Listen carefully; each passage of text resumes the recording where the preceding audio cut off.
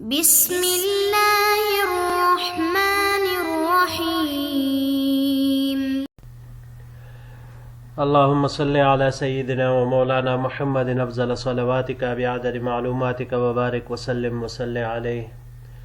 بسم اللہ الرحمن الرحیم۔ مختارات من ادب العرب۔ عزیز طلباء کرام، امید ہے کہ آپ سب بخیر و عافیت ہوں گے۔ آج ہمارا بحمد اللہ تعالی سبق نمبر 97 ہے، اور جو مضمون پچھلے درس سے شروع ہوا تھا اہل الطبقۃ العلیٰ من الامت، امت کے اونچے طبقے کے لوگ، تو آج اس کا دوسرا حصہ پیش کرنے جا رہے ہیں۔ تو بڑھتے ہیں اپنے سبق کی طرف۔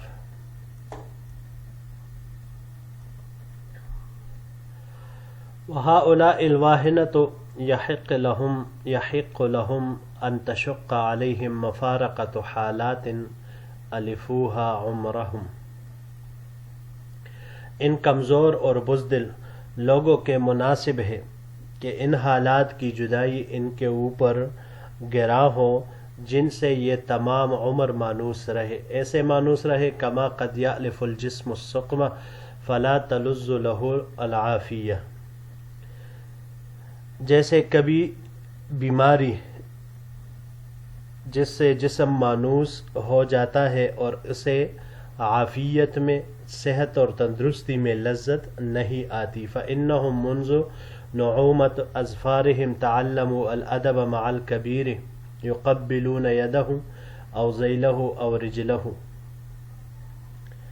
کیونکہ انہوں نے اپنی کامیابی کی نعمتوں میں بڑے کے ساتھ ایسا ادب کرنا سیکھا کہ اس کے ہاتھ دامن یا پاؤں چھومتے ہیں۔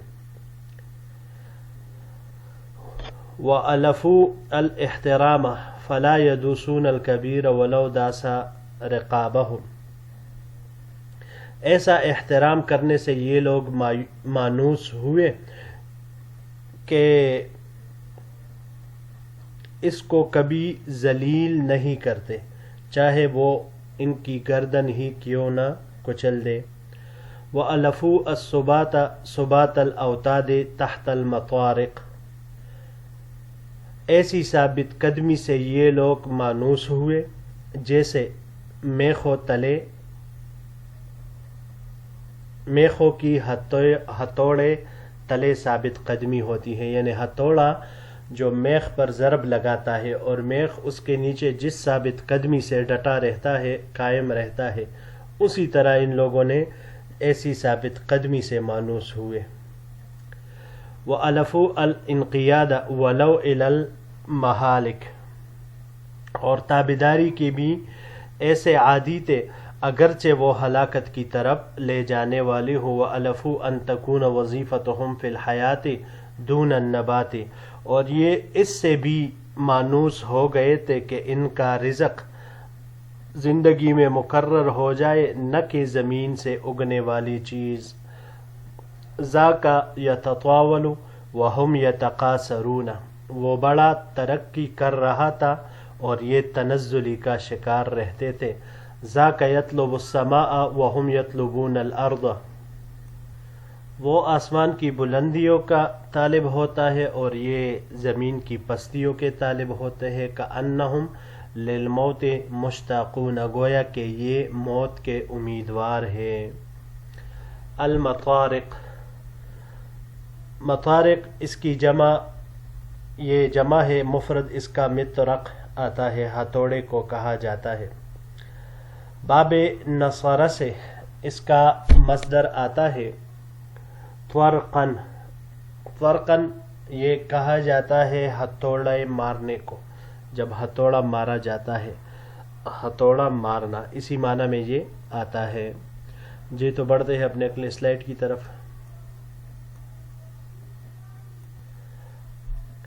وَهَكَذَا طُولُ الْأُلْفَةِ عَلَى هَذِهِ الْخِصَالِ قَلَبَ مِنْ فِكْرِهِمْ الْحَقَائِقَ، اسی طرح ان خصائل پر ان کی دیرینہ الفت، محبت، انسیت نے ان کے حقائق کو حقائق کو ان کے ذہنوں میں الٹ دیا تھا، یعنی بالکل اس کو تبدیل کر دیا تھا، برعکس کر دیا تھا۔ کس طرح؟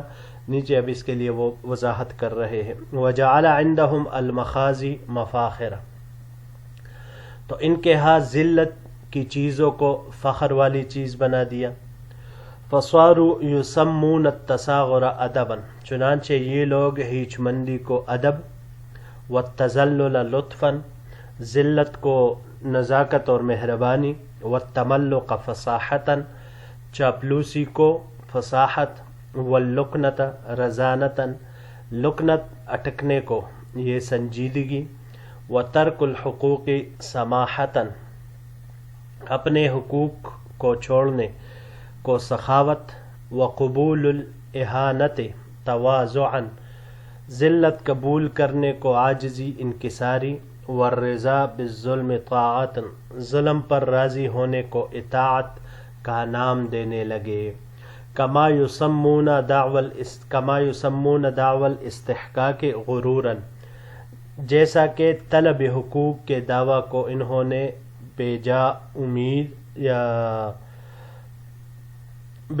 امید، والخروج عن الشأن الذاتی فضولاً، ذاتی حالت سے نکلنے کو انہوں نے بیکار بات، ومد النظر الی الغد عملاً، اور کل کے لیے غور و فکر کرنے کو امید، والاقدام تہوراً، اور جرت کو لاپرواہی، والحمیت حماقتاً، خودداری کو بے وقوفی، والشہامت شراستاً، جوان مردی کو بدخلقی، وحریت القول وقاحتاً، اور آزاد کلامی کو گستاخی، وحب الوطن جنوناً، اور حب الوطنی کو جنون کا نام دینے لگے۔ جی یہاں پر یہ مختلف الفاظ ہے۔ پہلا اللکنہ، لکنت یہ تتلاہٹ کو کہا جاتا ہے جس کی زبان اٹک رہی ہو۔ لکنہ یہ باب سمعہ سے یہاں پر استعمال ہوا ہے، اس کا مصدر دو طرح سے آ سکتا ہے، لکنن بھی آ سکتا ہے، اور لکنتن یہ گفتگو میں اٹکنے کو کہا جاتا ہے۔ اس کے علاوہ یہ باب تفاعل سے بھی استعمال ہو سکتا ہے، تلاکنن۔ تلاکنن یہ کہا جاتا ہے کہ ہنسانے کے لیے ہکلا کر بولنا، اس معنی میں یہ آتا ہے۔ اگلا لفظ ہے جی رزانتن، رزانتن یہ باب کرما سے یہاں پر استعمال ہوا ہے۔ رزانتن مصدر اس کا آتا ہے باوقار ہونے کے معنی میں، سنجیدہ ہونے کے معنی میں یہ آتا ہے۔ اس کے علاوہ باب نصارہ سے اس کا مصدر رزنن آتا ہے۔ رزنن یہ کہتے ہیں ہاتھ سے کسی چیز کو اٹھا کر اس کا اندازہ کرنا، اس کا وزن کرنا، کہ کوئی چیز بندہ ہاتھ میں اٹھائے کہ بھئی اس کا تو اتنا وزن ہے، یہ اتنا ہی ہے، اس کو کہا جاتا ہے۔ اور باب مفاعلہ سے جب اس کو لیا جائے مرازنتن تو یہ دوست ہونے کو کہا جاتا ہے۔ اگلا لفظ ہے سماحتن، سماحت، سماحہ، یہاں پر یہ باب کرما سے استعمال ہوا ہے، سماحتن فیاض ہونا، اس معنی میں یہ آتا ہے۔ اور سماحن یہ باب فتحہ سے اگر آ جائے تو دینے کے معنی میں، اور کرما سے آ جائے تو فیاض ہونے کے معنی میں آتا ہے۔ باب افعال سے اس کو جب ہم لے اسماحن، اسمح یسمح اسماحن، سخی ہونے کے معنی میں آتا ہے۔ اور باب تفعیل سے تسمیحن یہ نرم ہونے کے معنی میں آتا ہے۔ اچھا جی اگلا لفظ ہے والشہامت، الشہامہ، شہامہ یہاں پر اس کا مرادی معنی کیا گیا ہے، جوان مردی ہم نے کہا، اور جو اس کا اپنا معنی کیا جاتا ہے تو وہ ہوتے کہ جو انسان اچھے کام ہوتے ہیں، قابل مدح کام ہوتے ہیں، بڑے بڑے کاموں کو سر انجام دینے کے لیے خود آگے بڑھنا، اس کو شہامہ کہا جاتا ہے۔ ورنہ اس کا جو معنی آتا ہے وہ تیز فہم یا ذکی ہونے کا ہے۔ اس کے ساتھ جو لفظ ہے شراسہ، شراستاً، شراسہ، یہاں یہ باب سمعہ سے استعمال ہوا ہے، مختلف مصادر اس کے استعمال ہو سکتے ہیں۔ شراستاً، شریساً، شرساً، تینوں طرح کے یہ استعمال ہو سکتے ہیں، بدخلق ہونے کے، بدخو ہونے کے معنی میں آتا ہے۔ اور اگر باب نصرہ سے اس کو لیا جائے تو باب نصرہ سے اس کا مصدر شرسن آئے گا، را کے سکون کے ساتھ۔ سخت کلامی سے جلانے، بعض انسان ہوتا ہے نا جو ایسے سخت کلام ہوتا ہے، اتنے اس کے الفاظ سخت ہوتے ہیں کہ جو بالکل انسان کو اندر تک جلا دیتے ہیں، تو اس کو کہا جاتا ہے وقاحتاً، وقاحہ، یہاں باب کرمہ سے یہ استعمال ہوا ہے، وقاحتاً مصدر اس کا آتا ہے قبیح افعال پر جری ہونے کے معنی میں۔ باب ضربہ سے اور سمعہ سے قحتاً، وقحتاً، وقحن، دونوں طرح کے مصدر اس کے استعمال ہوتے ہیں، بے حیا اور بے شرم ہونے کے معنی میں آتے ہیں، یا باب کرمہ والا معنی بھی اس کا استعمال ہو سکتا ہے۔ اس کے علاوہ جب ہم باب تفاعل پر اس کو لے جائے، تواقحن مصدر اس کا آئے گا تو پھر معنی ہوگا بے حیائی ظاہر کرنا، اس معنی میں یہ آئے گا۔ جی تو بڑھتے ہیں اپنے آخری سلائیڈ کی طرف۔ وَلِيَعْلَمَ أَنَّ نَاشِئَةَ الَّذِينَ تَعْقُدُ الْأُمَّةَ آمَالَهَا بِأَحْلَامِهِمْ عَسَى يَصْدُقَ مِنْهَا شَيْءٌ وَتَتَعَلَّقَ الْأَوْتَانُ بِحِبَالِ هِمَّتِهِمْ عَسَاهُمْ يَأْتُونَ فِعْلًا۔ یہ بھی معلوم ہونا چاہیے کہ جوانوں کا وہ طبقہ جن کی عقلوں سے امت کی امیدیں وابستہ ہے، ممکن ہے کہ ان میں سے کچھ سچی ثابت ہو، اور جن کی ہمتوں کی رسیوں سے وطنوں کی بقا متعلق ہے، قریب ہے کہ وہ کوئی کارنامہ سر انجام دے۔ ہم اولئک الشباب ومن فی حکمہم المحمدیون المہذبون الذین یقال فیہم، یہی جوان اور جو محمدی صلی اللہ علیہ وسلم تہذیب یافتہ ان جیسے کے بارے میں کہا جاتا ہے، ان شباب رأی القوم عند شبابہم الذین یفتخرون بدینہم فیحرصون علی القیام بمبانیہ الاساسیۃ نحو الصلاۃ والصوم، کہ قوم کی مضبوط رائے ان کے نوجوانوں کے پاس ہے، یہی وہ طبقہ ہے جو اپنے دین پر فخر کرتا ہے اور وہ نماز اور روزہ جیسی بنیادی چیزوں کو ادا کرنے کا حرص رکھتا ہے۔ وَيَتَجَنَّبُونَ مَنَاهِيَةَ الْأَصْلِيَّةِ نَحْوَ الْمَيْسِرِ وَالْمُسْكِرَاتِ، جوا اور نشہ آور چیزوں جیسے منہیات سے پرہیز کرتے ہیں۔ الذین لا یقصرون بناء قصور الفخر علی عظام نخرها الدہر، یہی وہ لوگ ہیں جو ہڈیوں یعنی جیسی بنیاد پر ایسے بلند و بالا عمارات محلات تعمیر نہیں کرتے جن کو زمانہ ہی بوسیدہ کر دے۔ ولا یرضون ان یکونوا حلقۃ ساقطۃ بین الاسلاف والاخلاف، اور اس پر راضی نہیں ہوتے کہ متقدمین اور متاخرین کے درمیان ایک حقیر سا گروہ بنے۔ الذین یعلمون انہم خلقوا احرارا، یہی وہ لوگ ہیں جو جانتے ہیں کہ وہ آزاد پیدا ہوئے ہیں۔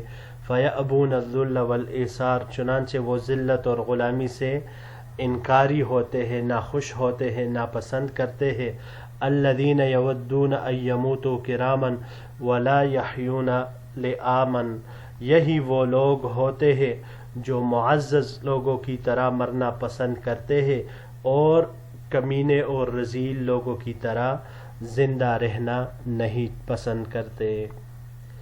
یہاں پر یہ دو الفاظ ہے جی، نخر، یہ باب سمعا، ضربا، نصرہ مختلف ابواب سے استعمال ہو سکتا ہے۔ پہلے ہم اس کو لے لیتے ہیں نخرن باب ضربہ سے، اور باب نصرہ سے اس کا معنی بھی یہ کیا جاتا ہے نخیرن، مصدر اس کا نصرہ سے آئے گا، نخرن نخیرن، خراٹے لینے کے معنی میں یہ آتا ہے۔ یہاں پر یہ باب تفعیل سے استعمال ہوا ہے، تنخیرن، بوسیدہ کرنے کے معنی میں، یعنی وہ عمارت جسے زمانہ بوسیدہ کر دے۔ اور اس کے علاوہ یہ باب سمعہ سے بھی استعمال ہو سکتا ہے۔ سمعہ سے جب یہ استعمال ہو تو نخرن، خا کے حرکت کے ساتھ یہ آئے گا بوسیدہ ہونے کے معنی میں۔ لئامن، لئام، اس کا مفرد لئیم آتا ہے، لئیم۔ یہ یہاں پر باب کرما سے استعمال ہوا ہے، اس کا مصدر لؤمن یا ملأمتن دونوں طرح سے آ سکتا ہے، ذلیل ہونا، بخیل ہونا، اس معنی میں یہ آتا ہے۔ اس کو اگر ہم باب فتح پر لے جائیں تو باب فتح پر لے جانے کی صورت میں کمینگی کی طرف نسبت کرنا، اس معنی میں یہ آئے گا۔ اور اگر باب تفعیل سے لیا جائے تو باب تفعیل سے لینے کی صورت میں تلئیمن، ایسا کام کرنا کہ جس سے لوگ اس بندے کو کمینہ کہے، اس معنی میں یہ آتا ہے۔ باب افتعال سے التئامن، آپس میں چمٹنے کو کہا جاتا ہے، اور استفعال سے جب اس کو لے لے استیلامن، تو استیلامن کہا جاتا ہے کمینوں میں شادی کرنے کو۔ جی تو معزز طلباء کرام، یہی تک ہمارا آج کا سبق تھا۔ انشاءاللہ العزیز زندگی رہی تو اگلے درس کے ساتھ پھر آپ کی خدمت میں حاضر ہوں گے۔ السلام علیکم ورحمۃ اللہ وبرکاتہ۔